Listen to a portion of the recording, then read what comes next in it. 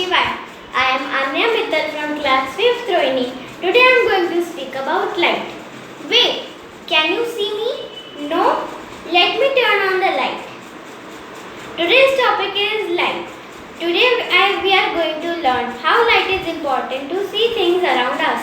First, we will see when there is no light. As we turn off the light, you will find that you are not able to see me. Now, we are going to turn on the light. Yes, now you can see me. So, we know that light is important to see things around us. Om Namah Shivaya. My name is Arya Shah from class 5th Ashwini. Today, my topic is some animals can see things in black and white and some in colors. Animals cannot see as many colors as human can. Animals that are awake in the daytime can see some colors. For example, bear, rabbit and eagle. Animals that are awake in the night time can see things only in black and white. For example, owl, bats and mouse. Now I am explaining about dog. Dog can see shades of yellow, blue and brown as well as varieties of colors of black, white and grey. If a dog has a red ball, it will appear like this to him. Now I will show you about bats and owls. Bats and owls are color blind. That means bats and owls can see things only in black and white with shades of grey. See, this is the human vision and this is the vision of bats and owls. Thank you. Om Namah Shivaya. Namah Shivaya. Om Amriteshware Namah. My name is Dun Bharatya from class 6 Arjun, roll number 6. My model is about light and shadow. What is shadow? A shadow is an area where direct light from a light source cannot reach due to obstruction by an object. It occupies all of the space behind an opaque object will light in front of it. The section of a shadow is a two-dimensional silhouette or reverse projection of the object blocking the light. The sun causes many objects to have shadows at certain times of the day. When the sun is at certain heights, the length of the shadow changes. This is my sun and this is my object. When the sun rises from the east, the shadow largest in size. When the sun comes to the height, the shadow decreases its size. When the sun comes to the highest point, the shadow smallest in size.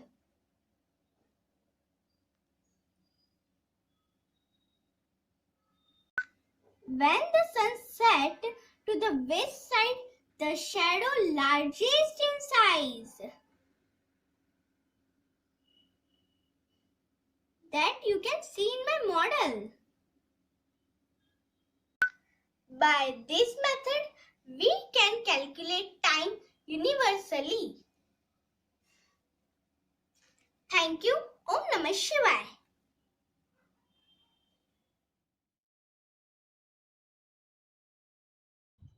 First, the image formed is virtual. It means that the image is not really formed behind the mirror due to the absence of Second, the image formed is upright or Another characteristic of a plane mirror is the size of the image formed in the mirror is same as the size of the object. Let us see it through an example. So here I have taken a pencil of 11 centimeter, and as you can see, the image formed of the pencil in the mirror is also 11 centimeter. This shows that the size of the image formed in the plane mirror is same as the size of the object. Characteristic of a plane mirror is the distance between the image and the mirror is same as the distance between the mirror and the object. Let us also see this through an example. So here I have placed a sharpener 3 boxes away from the plane mirror, and as you can see the image of the sharpener, it is also 3 boxes away from the mirror. This shows that the distance between the image and the mirror is same as the distance between the mirror and the object. The characteristic of the plane mirror is that the image formed in the plane mirror is laterally inverted. When I raise my left hand in a plane mirror, it seems that I have raised my right hand. This shows that the image formed in the plane mirror is laterally inverted. Thank you. Om Namah Shivaya. Om Namah Shivaya. I am Urmi Jadal, studying in class. I'm here to explain about multiple reflection. So, let's think about what are multiple images. Multiple images are those which are formed by multiple reflections. Yes. So you have seen many times that if you stand in the front of mirror and in the front of the mirror, you see many images of yourself and they are not ending, they are infinite. So this happens due to multiple reflection. Actually, this phenomena happens due to multiple reflection. That is, when 2 or more mirrors are kept at some angles, we get to see multiple images of the object placed between them or ourselves if we are standing in between. So number of images is equal to 360 degree upon the degree which is given, the angle which is given, say x, and then minus 1. So let's try this with 90 degree. So 160 degree upon 90 degree is equals to 4. 160 degree upon 90 degree is equals to 4 and minus 1, so 3. And here you can see that mirror is placed at 90 degree, coin is put over here, is kept over here, and the images are formed is total 3, 1, 2 and 3, like we got in the answer. Now let's try with the 45 degree. So 360 degree upon 45 degree is equals to 9 and minus 1 is equals to 8.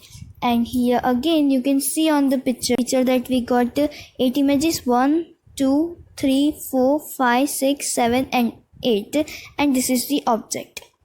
So we got 8 images as we found in 360 degree, in the formula. So you can see one thing, that one pattern is over there, that from this we infer that as the angle between mirrors decreases, the number of images increases. So as we reduce the angle, the number of images will appear more.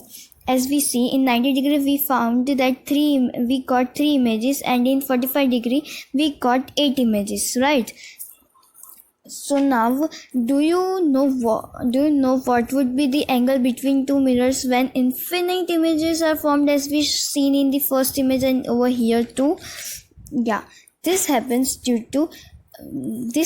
when 2 mirrors are kept parallel to each other. Yes, the degree is 0. This happens at when an object is placed between 2 parallel mirrors. During this time, the image in one mirror would act as an object for another mirror, and this sequence would continue. Yes, so if you want to understand, let's try to understand. These are the 2 mirrors and object is over here. So first the object will go over here, form an image, reflect back, form an image, reflect back, form an image, reflect back, form an image, and this will go and on and on and on and on. So like this we see infinite images of ourselves or any object put between 2 parallel. Om Namah Shivaya.